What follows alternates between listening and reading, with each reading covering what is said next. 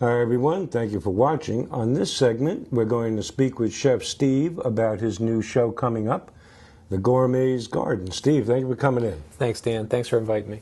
Steve, why don't you tell us a little bit about your background and Sure. how you got into being a chef? Sure. I hail from New York, and upstate New York, and was always excited about wanting to be a chef, but never really had the opportunity to go to fruition, only because I've had a weight issue. And I wanted to lose the weight really quick. I weighed 300 pounds when I graduated high school. I was 17. Wow. Had about a size 50-inch waist, and I, decided upon myself one day to say, look, you know what, I just have to lose this weight. And through drive and ambition and locking myself in my room for days and weeks and months on end, with very little to eat, I kind of starved myself, and I really wasn't happy about doing that. But you did it. But I did, yeah, and I lost a lot of weight. Within 9 months, I lost about 155 pounds. Wow. So yeah, I was almost a whole person. That's actually. how much I weighed most of my life. And I wish I did, and I unfortunately I didn't. Yeah, so. me too. Oh well, we'll get there. We'll get you there. We'll get you there. He's going to get me healthy whether I like it or not. That's true. That's true. I lived around a predominantly Italian household. My mom and my aunt and my grandmother lived with us, and they were from Italy, and always had pasta and food and good food.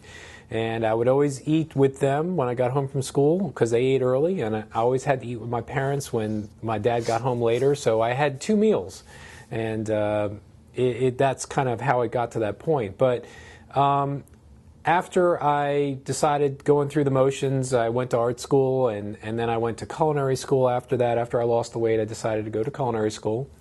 And worked in the industry, worked for various individuals, mostly in Atlantic City. I worked in Atlantic City for 14 years.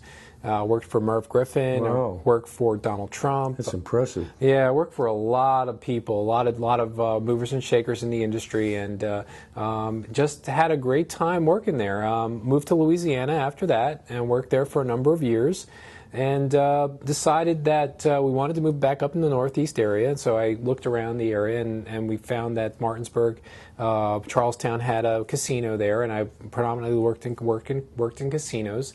Moved up here, started working at... Is that like gambling with your food? Yeah, that's true. That's true. That's what happens when I cook. It's called gambling with your food because you're probably going to lose. That's true. Not wait.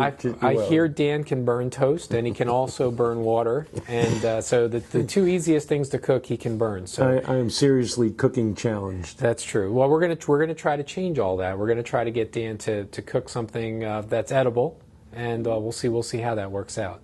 But Dreamer. Yeah. Well, we're gonna get you. We're gonna get you there. We're gonna get you there. If you can get me to promise. cook anything that doesn't come out and make like poison. I promise. We'll start you off slow. We'll start you off slow. You'll let me use the faucet in the kitchen. We will. Well, you can watch. There's always room for a pot washer. We always need pot washers. Okay, I can wash the dishes. There you go. So I worked at Charlestown, and then I kind of fell into the teaching profession. There was an opening at a local college, and they wanted to start a culinary program.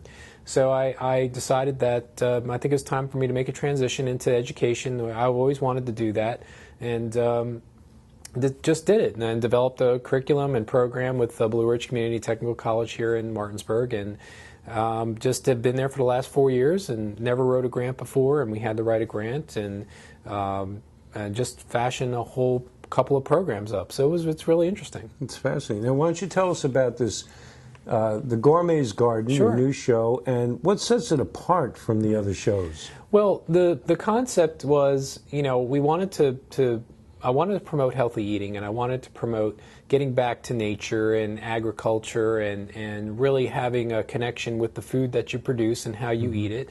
It's great for students to understand how things grow and where things grow so that they can connect with it, so they can do it justice. The last thing you want to do is to take something and ruin it.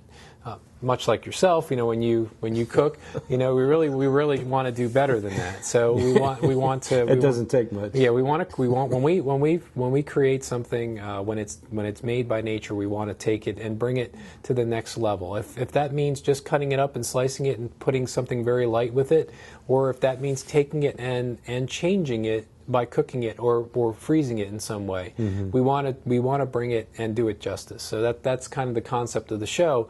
Also, we want to show people how to garden, get back into gardening again, and cooking things properly. Going out and visiting places that you wouldn't normally see or wouldn't normally have an opportunity to go to. It's really what it all encompasses down to is it comes down to from the plant to the plate. We really want to promote that catchphrase from plant to plate, and producing really, really great product, fresh product, and just serving it to the best that you possibly can serve it. That sounds fantastic. Yeah. I can't garden either. Well, we're I'm really good at eating. on that. I'm good at the eating part. We'll give you a shovel. You can start digging. I can dig. I was in the Army. Well, we can dig. They teach you how to dig really well. Absolutely. So, now, this show is going to be seen on Maze TV, yes, which we're really excited about having on the network.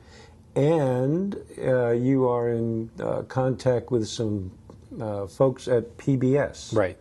And they're talking about possibly running your show on the PBS network. That's true, yeah. In tandem, we have an opportunity to reach a broader scale. PBS will help us reach quite a few viewers, Mace TV as well, and together we can market it so that we can see many people, hopefully touch many lives, and get people out there gardening and get people out there and actually cooking and eating and being well, and I think it'll be a really, really great partnership. Sounds great. I'm Absolutely. looking forward to it. Thank you. Is there anything else you want to tell the folks? Yeah, if you have an opportunity, we were at the local wine festival recently, and we had an opportunity to cook, and Dan had an opportunity to film individuals at the wine festival, and we did some cooking segments, really gave people a lot of good tips and good ideas, and it was a lot of fun, and I'm sure you'll go into that further. Yeah, that's going to be a whole nother segment on Talk of the Town, and you can find it on the cover. I don't know where I put it on there, but it's somewhere on the cover will be the Wine Arts Festival segments. Yeah, we're very excited to be a part of that. I've been part of it for 4 years now, and we're very excited to do that every year. It gives us a lot of opportunity to go out there and meet everybody and actually get a chance to taste the wine from the vineyards in the area and around the state. And there's a lot of hard workers out there. Owning a vineyard isn't an easy task, much like a TV station. It's hard work. It's nice when it gives you your props. There you go. It's hard work, but you reap the benefits. That little bottle of wine, that took so long to get to that point. If you can make people smile and have them enjoy it and want you to come back for more. Yeah, you plan on making this a fun show. Yeah, absolutely. It's not going to be one of those. Yes, now we add in this ingredient. Yeah, that's true. No, this is going to be a fun show to watch. Our concept also is edutainment. We want to have something that's educational but also entertaining at the same time, and that's what we really want to get out there. The Gourmet Garden is absolutely a pet project, and will also be a semi-soapbox of mine with obesity and trying to combat that and eating healthier.